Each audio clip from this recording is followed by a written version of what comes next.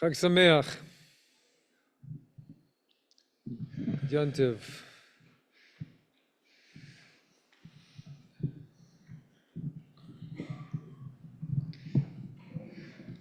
As many of you know, I grew up in the south of France, partly.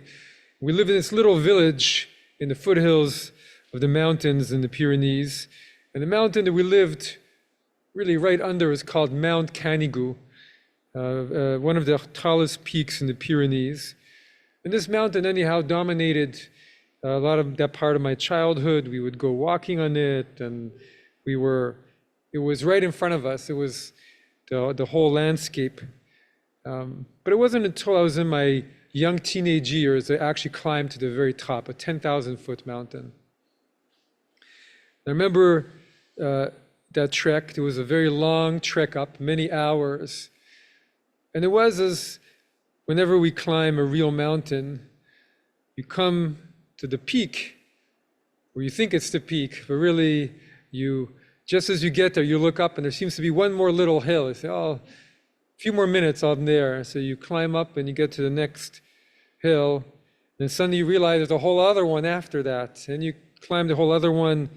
And at this point, I remember being completely convinced, well, this is the top, because this is what you could see from the village. But finally, when you arrive at that peak, and suddenly you looked up and a whole new vista opened up in front of you. And there in the distance was the real peak, and it was very far away still. So this is a metaphor for how Rabbi Nachman understands all of life. That we're climbing up the mountain and we keep going from peak to peak.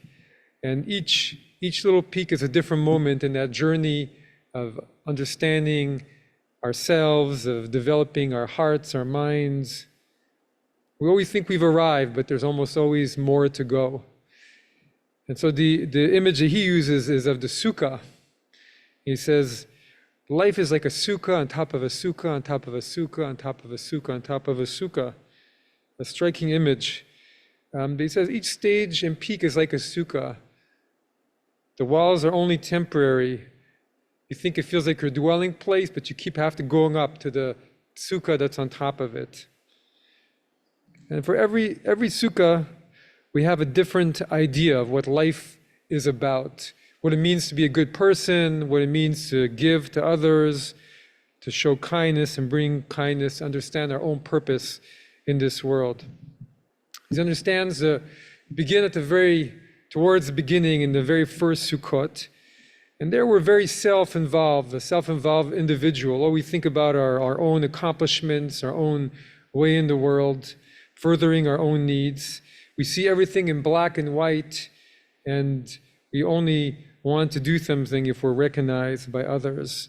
We only follow religion because we think it might give us a boon here or there. Our desires are what run our universe.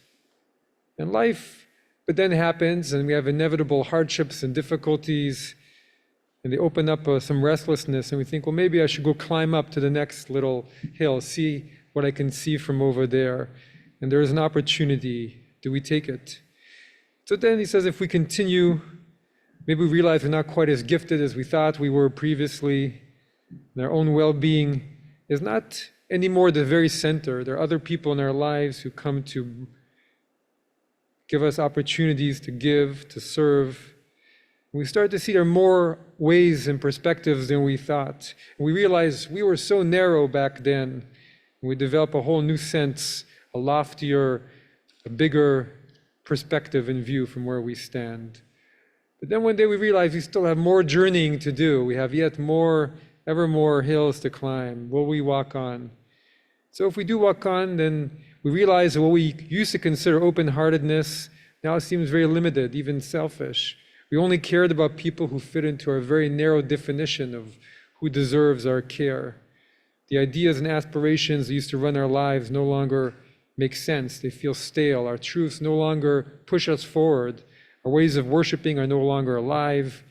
So we look for new ways of connecting and finding meaning. And we look at our lives and we wonder, well, what does it truly mean to have success? Where is our life going to take us? How can we fulfill all of our gifts and work through all of our weaknesses? And this keeps on going and going until we journey and reach the very top of the mountain where dwells the Holy One. So Rabbi Nachman says that really this journey from Sukkah to Sukkah is a journey in states of consciousness. And each state is like a different set of glasses we have to the world. We see the world completely through that set of glasses. And the higher up we go, up the mountain, up to Sukkot, the better perspective we see, the more beautiful the landscape appears. The more we see all the challenges and obstacles, but we're detached from them as well. In the view of the Kabbalah of the Ari, Isaac Luria, the 16th century mystic, the way he understands his journey, he says that every state of mind that we embody for different parts of our lives, we go from one to the other, it's like truly being reborn into a new self. And he uses, as often in Kabbalah, the language of romantic relationship. But first, it's like we meet our new pair of glasses, and it's like a first date, and we think, wow, this feels good to be able to see with these new glasses. But then it takes a whole set of meetings, and eventually we unite and create a new vision, and then we fully embody those glasses, and we see fully with those glasses. They are who we are. And then we can rest a little while until we move on to the next stage, the next set of glasses. We keep going from Sukkah to Sukkah, and part of the message of Sukkot, then, according to Rabbi Nachman, is to realize that wherever we are is only a temporary place. We think where we are, this is a definitive place. We'll never change from here. And we try and build as many walls as we can around us to make sure we don't move, because moving is not always easy. But it also comes to remind us that wherever we are is only temporary. There's always more places to go. Even as comfortable as we are or uncomfortable, our job is to keep on going if we can, one little bit at a time. It's a slow process. Keep going uphill to more beautiful and breathtaking views. See more and more what is around us. Just have to keep on moving till we breathe ever fresher air, feel ever more expansive, understand ourselves better, and realize all we have to do is put one step in front of the other up that big mountain until we've reached the peak of peaks. Chag Sameach.